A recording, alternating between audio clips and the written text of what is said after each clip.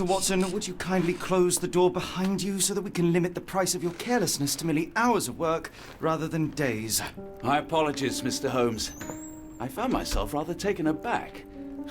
I saw tidier houses in war-torn Afghanistan. Are those my surgical needles? I ran out of tacks and the matter required immediate attention. Was that my supper? Plainly not, for I was the one who ate it. I set it aside for this evening. And for that I am grateful. Is that my bed?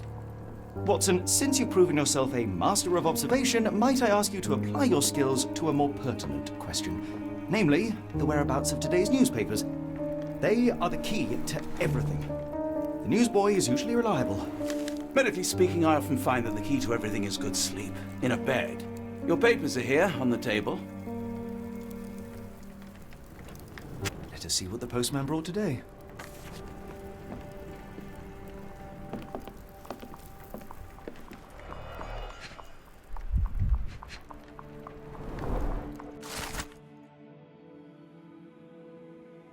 Local gossip, all of it uninteresting.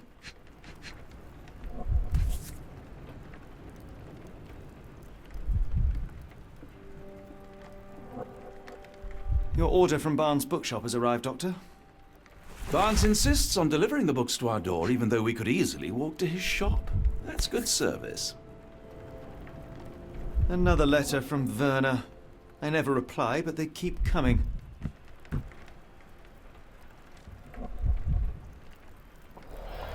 I don't see the Strand. Where is it? Pardon me?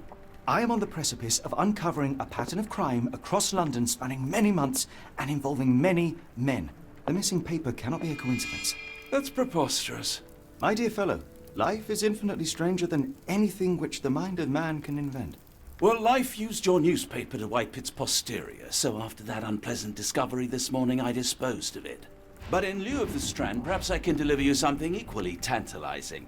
I have just returned from a patient of mine, Captain Stemwick, who... No, that will not do. Grab your coat, Dr. Watson.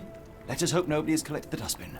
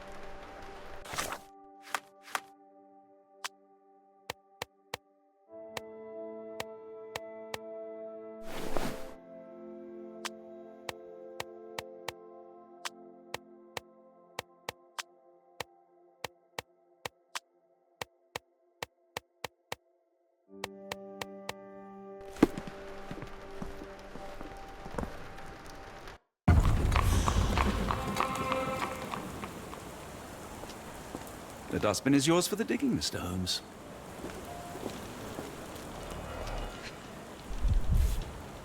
A cactus spine. If it gets in your skin, it's awfully tricky to remove, and when laced with poison, the perfect assassination tool.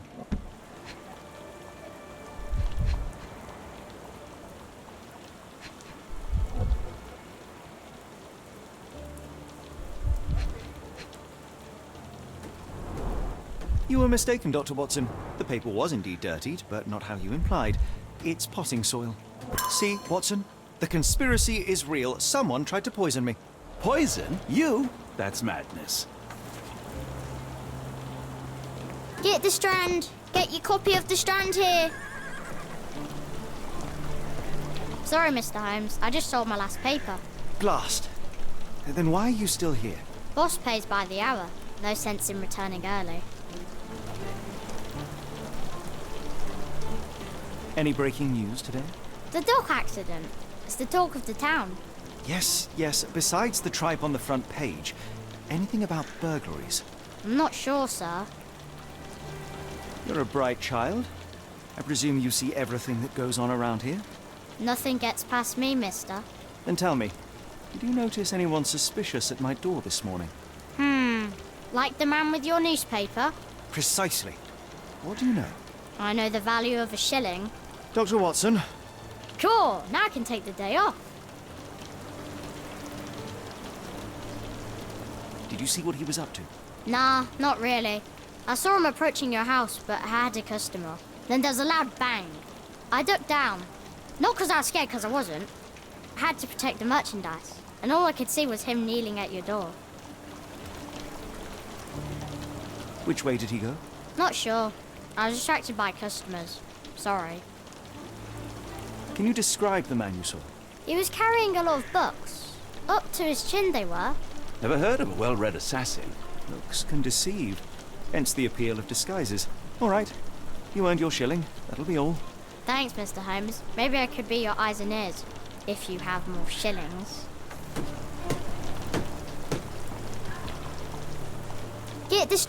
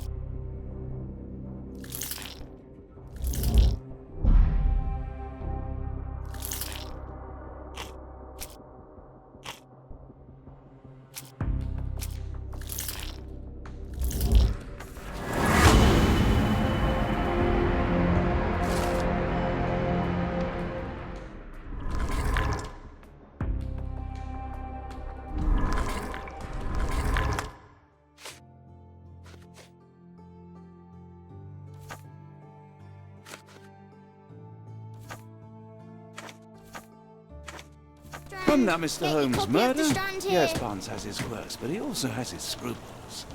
Not every pawn knows it's part of a game.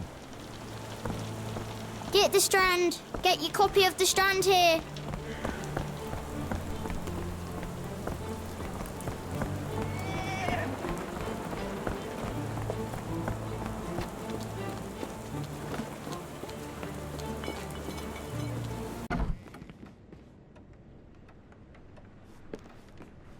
Do you even have enemies that would want to kill you? Okay, perhaps from Cordona.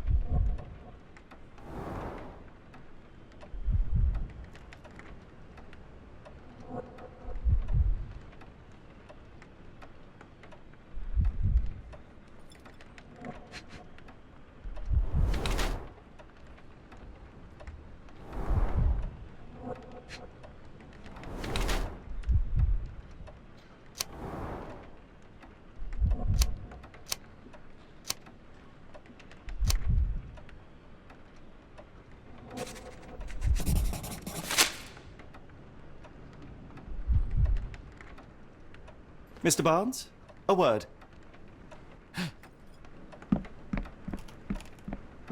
Oh, for goodness sake.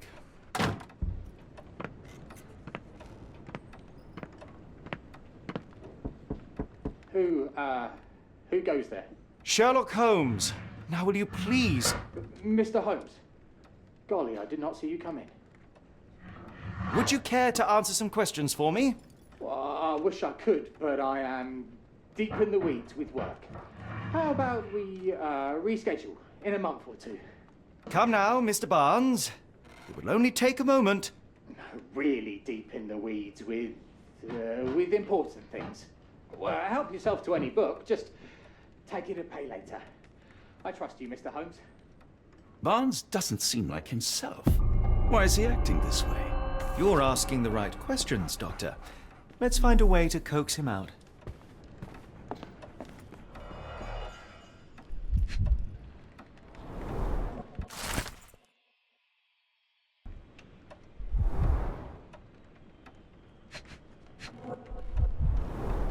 Basics of cryptoanalysis, cryptography in Egypt. It appears Barnes has an interesting hobby.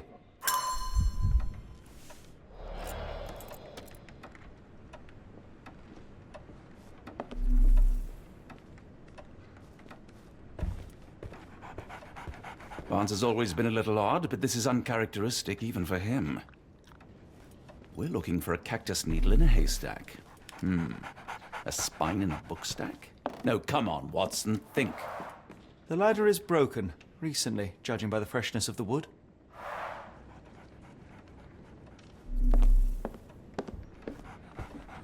So, Barnes has a dog now. Who's a good boy? I like bookshops. One of the few spots in London where you are shunned for making a racket.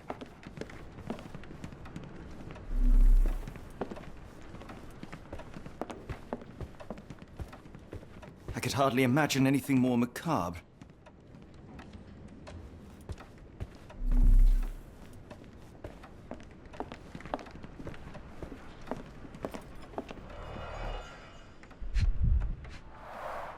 The finest view London has to offer.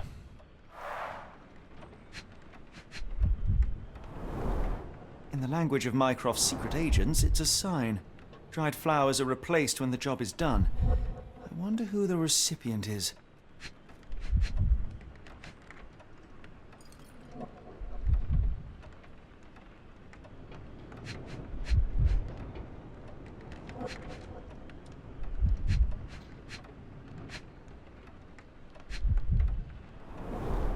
An improvised stand, but it does make the flowers more visible.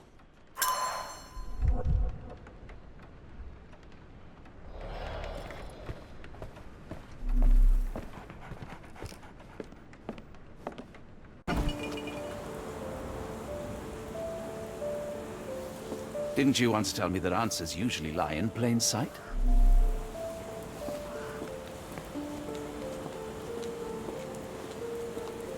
Hello there. What's your name? Lily, I know, not very original. I should have worn something warmer.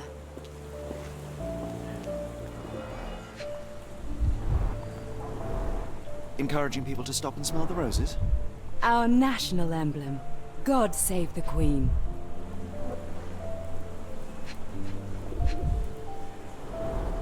It must take patience and care to produce a bloom so beautiful. I imagine so. I merely sell them.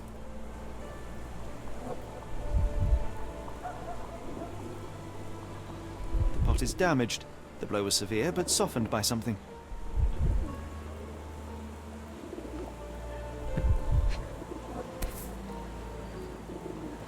A familiar spine. Is this what I found in my dustbin?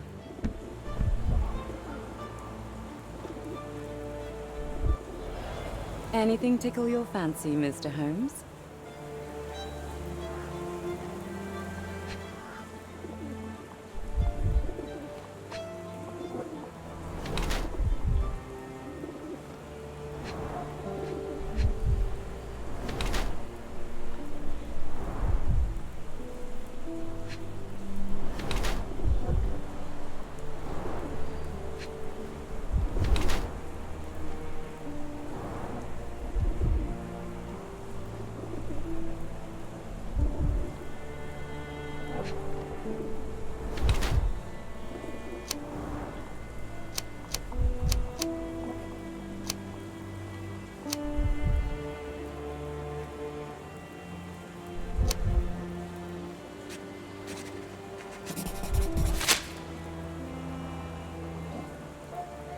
Mrs. Fleming, you look particularly lovely today.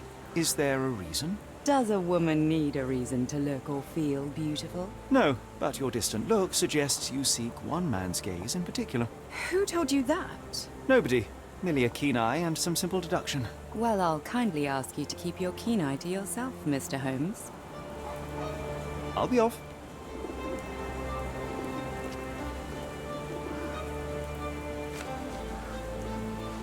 I'm afraid I can't help with that, Mr. Holmes. One of these things is not like the other. Come again? The cactus. Those fearsome spines can prove a devil to remove, and the sap is often toxic. And a rose thorn can give you tetanus, but we still grow them. The cactus seems comparatively harmless, though you have me thinking it must be valuable. I was under the impression that you knew its price already. Your guess is as good as mine. The first time I saw this cactus was when I came back from my break. I'm afraid I can't help with that, Mr. Holmes. Are you sure you're asking the right person? I'm just a flower seller. I don't know anything about this, sorry. What do you make of the flowers in Barnes' shop window? Well, they could use a bit of water. Do they mean anything to you? Mean anything how? I'm not sure I follow, Mr. Holmes. Why do you think they're there? Are you suggesting the flowers are for me? It seems likely, does it not? Oh, I hope you're right. I'm afraid I can't help with that, Mr. Holmes. Are you familiar with Mr. Barnes? Yes. No, not really. Well, in a way. What on earth does that mean? I know who he is, of course, but we haven't shared much more than a look. A look? Yes. Each morning I go for a walk in the park with my dog, and most days I spot Mr. Barnes there with his new puppy, so we see each other. Actually, we once met briefly while our dogs played. He was quiet and seemed unsteady as he approached, but since then, we've never spoken. I often see him staring through the shop window. Sometimes I wonder what he thinks about that would etch such longing onto his face. People don't tend to come out for flowers when it rains. Perhaps I should try selling door to door.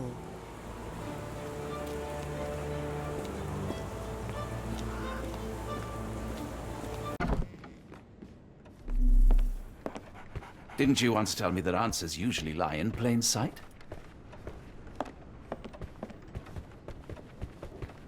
Apologies, but I can't hear you. Please come back later.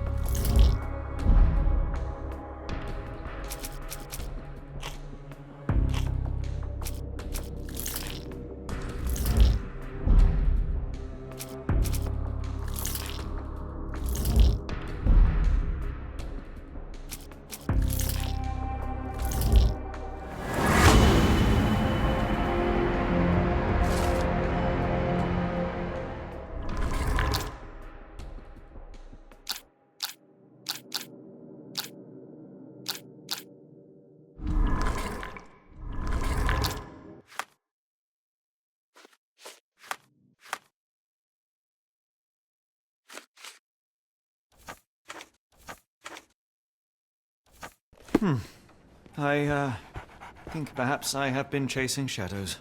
Do not despair, Mr. Holmes. Even the best of us make mistakes. We better tell Mr. Barnes what we've learned. Mr. Barnes, I know what you did, and I know why you did it. I'm sorry, Mr. Holmes. I can't hear you very well from behind the door. You ordered a cactus from the plant catalogue and then left it for Mrs. Fleming as a gift. You place flowers in the window to get her attention and wear high heels to appear taller and more desirable. You are her secret admirer. I couldn't read this morning's edition of The Strand because it was covered in soil and spines. I know you dropped a cactus on it and then fled. Barnes, it's Dr. Watson. Rest assured we are not interested in disclosing your personal affairs to anyone, including Mrs. Fleming. Please come out. All right, then.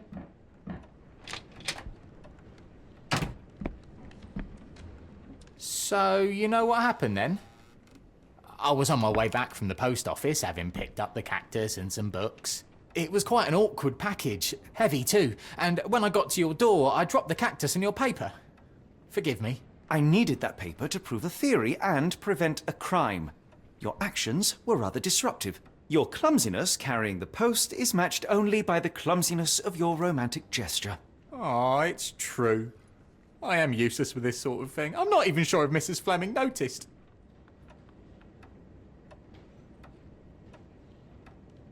As in most things in life, truth is the answer.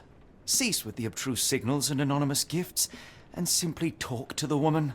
What is the worst that can happen? She rejects you, and you are freed from this endless purgatory.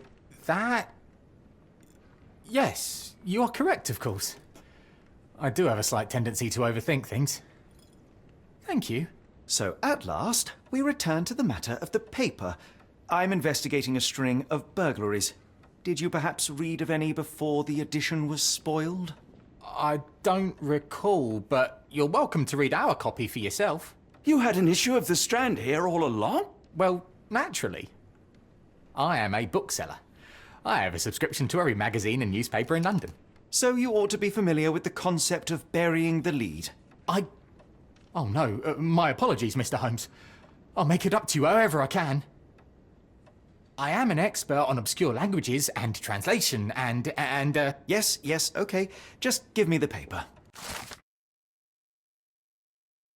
Come, Dr. Watson. Let us put this matter behind us. Farewell, Mr. Barnes. I hope to hear good news about you and Mrs. Fleming.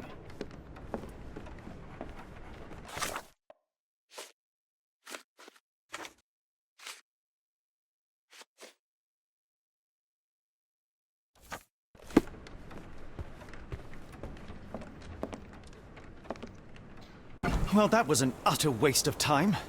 An assassination did seem rather unlikely. There was supposed to be another burglary. I was certain of it. Something you wish to say, Doctor? No? Well, only that you have a remarkable faculty for deduction and pattern recognition, and that perhaps, if ill-applied... I see things that are not there. Yes. It is London. There will always be burglaries. Doesn't have to mean anything. So it seems. Forgive me. Without something to occupy my mind, I turn into an entirely different animal. Which brings us back to my news from earlier. I think I have a case for you, a real one. Truly? Indeed. Though perhaps not as thrilling as your stories from Cordona. A patient of mine, Captain Stenwick, told me that his servant disappeared. I said I knew just the man to help. What do you say? Oh, Watson. Yes, I know it's not the most tantalizing mystery, nor the story to launch my writing career. But... It's brilliant. Let's go. Oh, good. Well, his house is nearby. Come.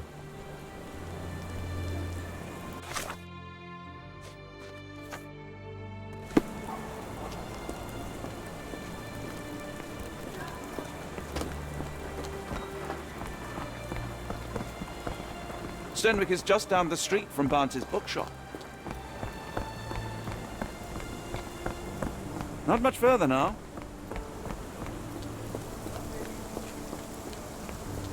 Is this lousy attitude of yours because of my altercation with Inspector Lockhart? Did he put you up to this? Sir, the inspector has nothing to do with it. I'm telling you the same thing I tell anyone seeking a missing person. Good day, gentlemen. Forgive the intrusion. Captain Stenwick, this is my colleague Sherlock Holmes, the consulting detective I told you about. At last, a professional. This useless officer refuses to do anything about Kimmy here, my missing servant. What was your name again?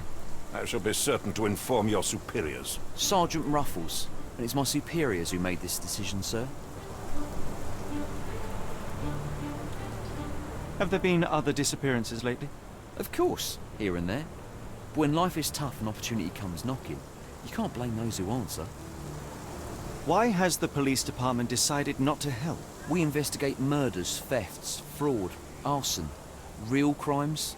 A servant walking away from his master is not our highest priority. That said, if we find Kimahia breaking the law, we'll be sure to notify Captain Stenwick. Now, I must be off.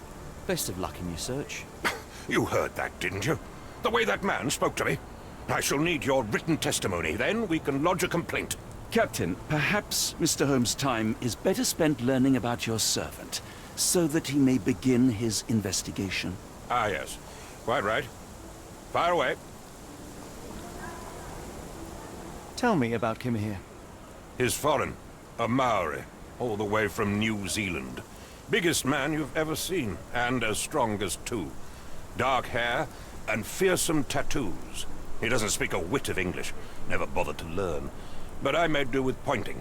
I invested a lot of money in him, so he must be found. When did you last see your servant? Kimmy here normally brings me the morning papers, but yesterday I had to get them myself. He must have escaped the night before yesterday. May I see your servant's bedroom? His shack is in the garden. You can't miss it. Did you search the room? Of course, but only to check he wasn't lying dead inside. Everything seemed normal at a glance. Is there any reason Kimahia may have left? I should think not. He had all he could have wanted. Gainful employment, new clothes, and all the cabbage he could eat.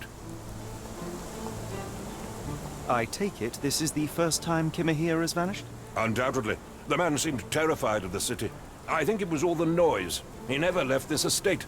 Should he cause any damage, I will bear the responsibility, for it was I who rescued him from savagery and brought him here to England in the first place. Did Kimahia make off with anything of value? Heavens, no. I would have mentioned it to Sergeant Ruffles. Still, he must have fled with some money on his person. No. I kept his wages in my safe. For security. All right, Captain. I think I have enough to get started. We shall first take a look around the mansion. Go ahead. I'll be here, mentally drafting my complaint.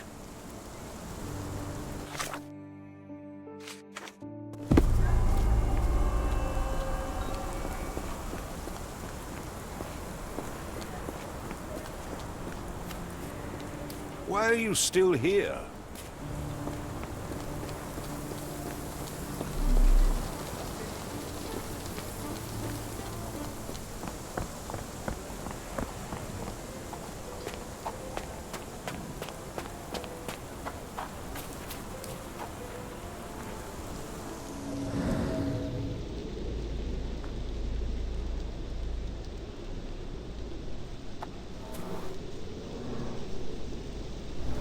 Could have left these tracks.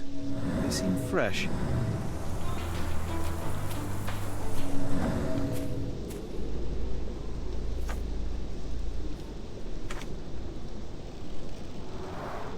This lock is quite unusual. It appears that the key should be bent to the right.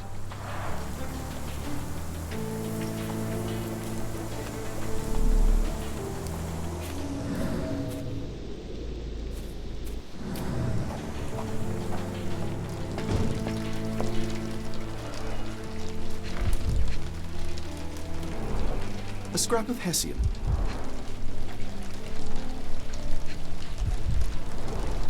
These were sturdy boxes. It would have required a serious blow to break them.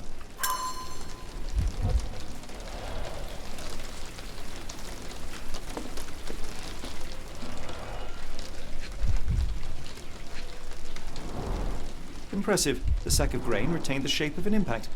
Someone hit their head here.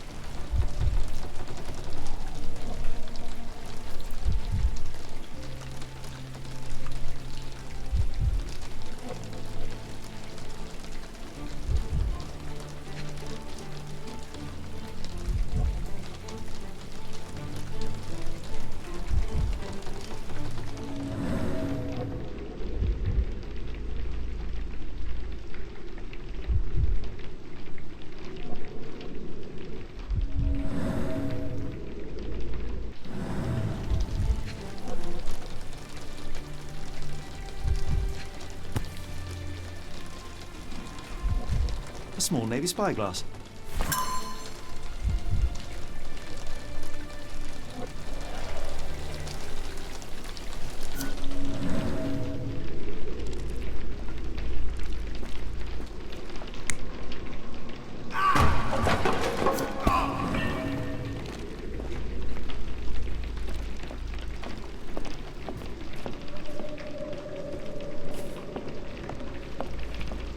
Stenwick makes his servant live in a tool shed? You think you know someone?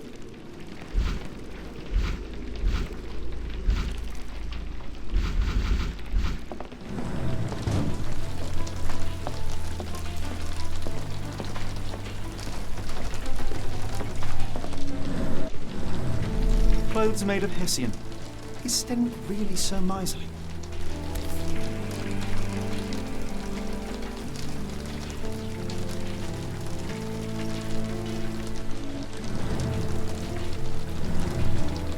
A Maori nose flute. Ngurus, they're called.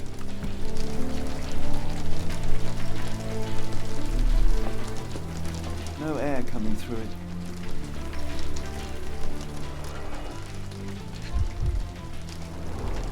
Button chops. The remains of a meal.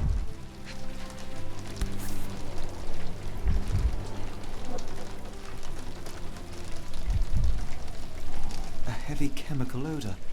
Lend me your nose, Doctor. Ah, I'll never forget that smell after my time in Afghanistan. That's an opioid, Mr. Holmes, a narcotic. The ashes are long since cold.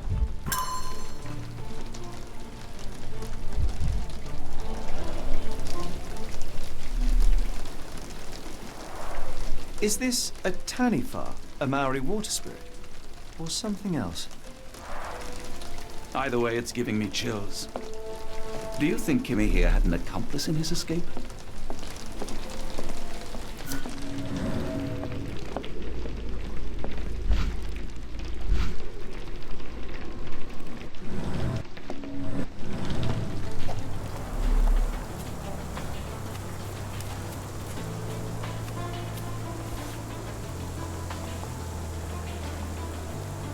The rag reeks of smoke. Someone plugged the chimney.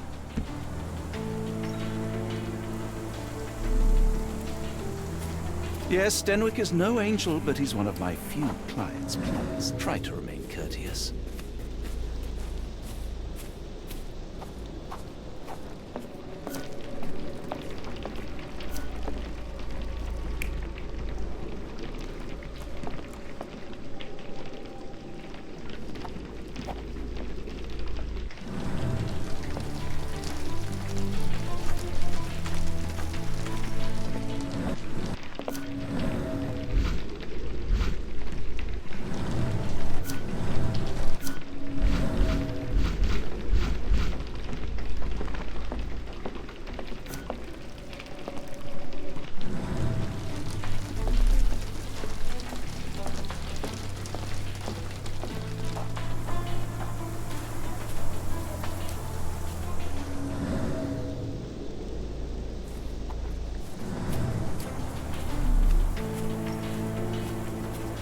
This disappearance is intriguing, no? I cannot make head nor tail of it.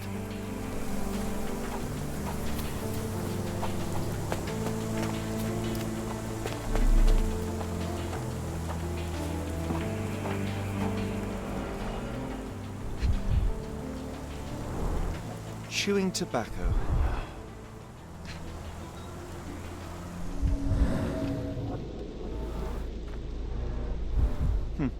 Looks like a knee print. A shoe print, roughly size 11, with a worn-out sole. These are a workman's boots. Someone knelt here. The amount of chewing tobacco suggests they were waiting a while. Amazing, Mr. Holmes. To read the ground like an open book.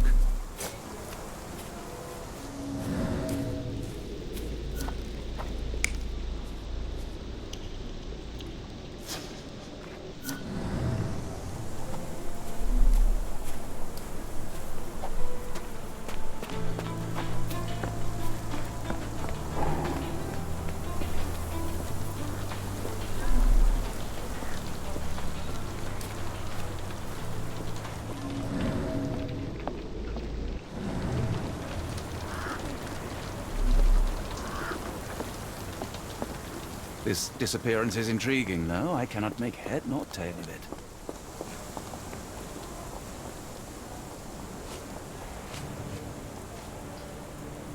Are you joking? Why would I know this? Do you happen to know Kimahir's shoe size? I wouldn't have the foggiest. But I'm sure it was enormous. Not that it matters. He spent his life barefoot. Despite my best efforts, he simply did not take to shoes. Has Kimahir ever indulged in tobacco? No, the man doesn't even drink. Are you certain? I found chewing tobacco in the garden. I controlled Kimahir's expenses since he struggled with the currency. I would have known if he used tobacco. Where on earth are you going with this? Where on earth are you going with this? I came across a pile of Hessian clothes in the shack. Are they Kimahir's? Yes. I had to give him something to clothe himself. He seemed unfazed by his bare skin, but I found it distracting. Is this spyglass familiar? I don't recognize it. Could it be Kimahir's, perhaps? I doubt it. I never saw him with it, nor could I suggest how he might have come by it. The door to your garden has an interesting lock. Yes, I have uncommon locks on every door of my mansion. It makes them harder to pick. Kimahir and I both had a set of keys. I'll need to borrow them. No, you'll need to do what I tell you to do. Examine the garden. If you find my man, I have a marvelous whiskey with your name on it.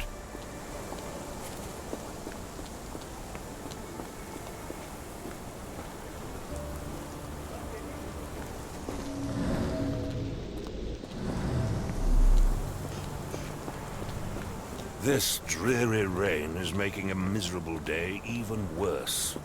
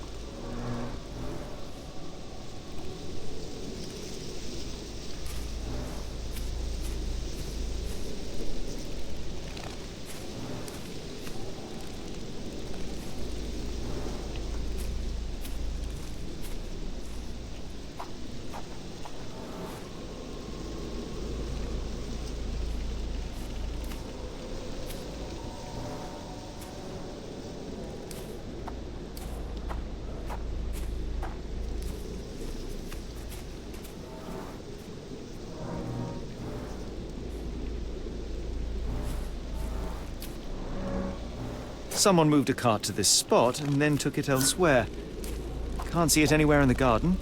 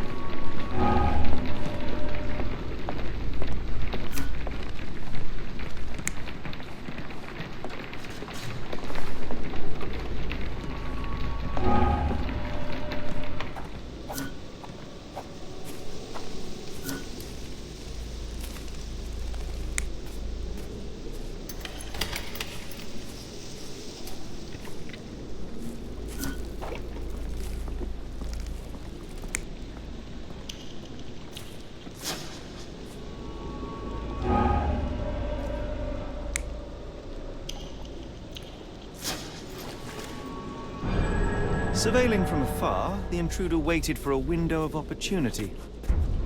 When Kimahir went to sleep, the man crept up to the shack and slipped narcotics down the chimney pipe, then blocked it with a cloth. Kimahir inhaled the sedative and fell into a deep sleep. The intruder tried to move him, but the man was heavier than expected.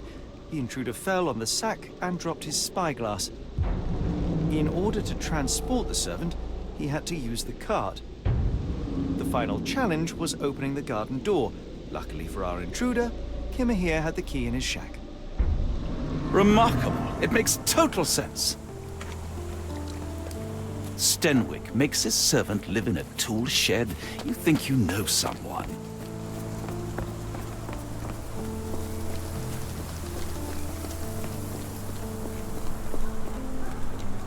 You'd best have found something by now, gentlemen.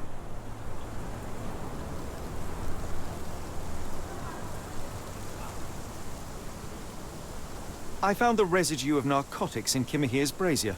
There are several explanations, perhaps your servant's recreational interest, or an attempt at poisoning. Cut to the chase, Mr. Holmes. I fear that someone may have spied upon Kimahir. Likely the owner of the spyglass I found earlier. It appears they were watching for some time, as there was an impressive amount of chewing tobacco on the ground. And your point? You said that you checked the shack earlier. Did you notice the cart tracks near it? Now, one ought to expect a servant to make regular use of such a thing. Indeed, I would have overlooked the detail were it not for the cart's absence. If, as you say, Kimahir never leaves your estate, then where did it go? I expect answers from you, Mr. Holmes, not questions. I won't keep you in suspense any longer, Captain. Kimahir was abducted by the owner of the spyglass. When your servant fell asleep, he slipped a narcotic into Kimahir's brazier to make him sleep even more soundly. In order to carry a man as large as Kimahir, the intruder stole the cart and rolled him right out of your garden. Now, hold on. All this simply to tell me what I already know? Why haven't you found him yet? I only arrived a moment ago. It is, frankly, incredible that I have already deduced so much. Every second you dawdle here, waiting for me to stroke your ego, is another second wasted. I'm not interested in the how, the why, or the who. I am only interested in recovering my investment. Spare me the claptrap, boy, and go and fetch my servant.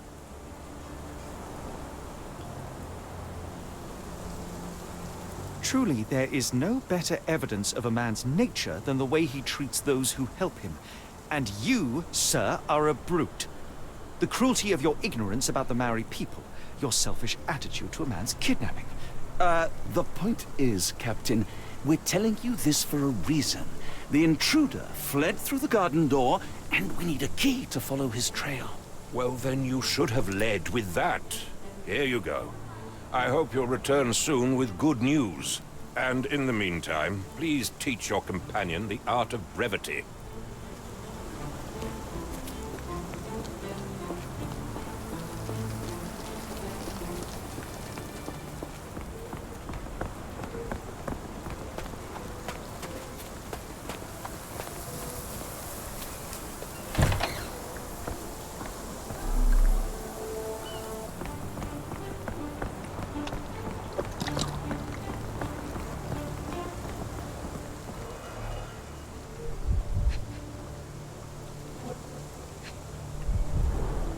Wheels picked up grass along the way. Kimahir's cart, I gather.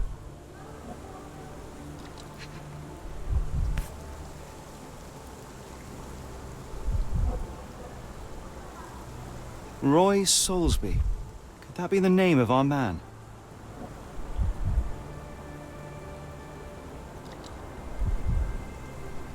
A strange substance. I have my suspicions based on the color and consistency, but would you care to hazard a guess, Doctor? Well, it's odorless, but from the way it absorbs water, I'd say saltpeter. Then we're in agreement. Well done.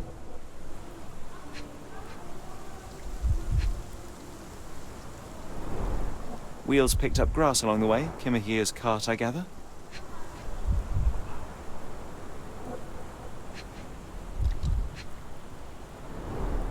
Sturdy rope, professionally tied in a Portuguese bowline.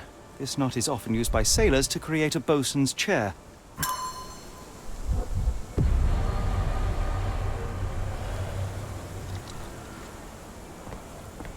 This disappearance is intriguing, no? I cannot make head nor tail of it.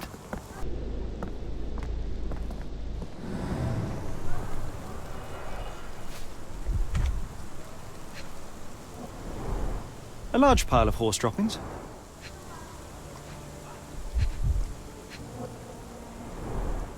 Many cigarette butts. Someone stood here for hours. There was a cab waiting here. Our abductor slipped in and then off into the night.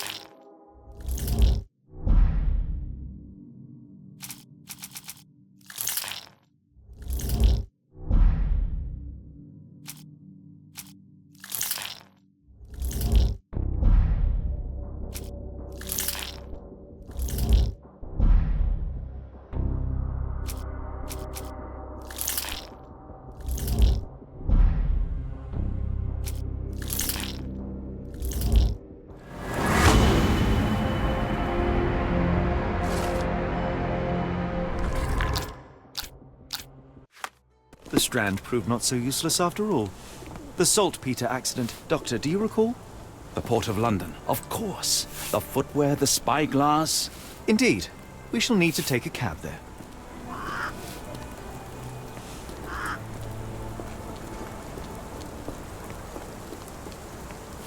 Are you stupid, Mr. Holmes? Stop loitering and go and do your job.